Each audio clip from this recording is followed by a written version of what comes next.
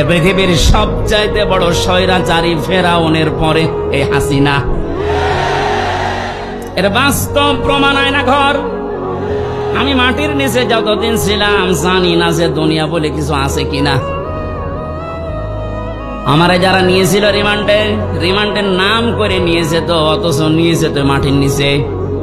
এত কঠিন অবস্থায় রেখেছিল, এত অসহায় হচ্ছিল মনে নিজেকে যে আল্লাহ পৃথিবীতে তুমি ছাড়া মনে হয় আর কেউ নেই। কারণ আমি বিচ্ছিন্ন ছিলাম দুনিয়া থেকে। আমি তো তাও মাত্র 3 বছর, আর ব্যারিস্টার আরমান 8 বছর।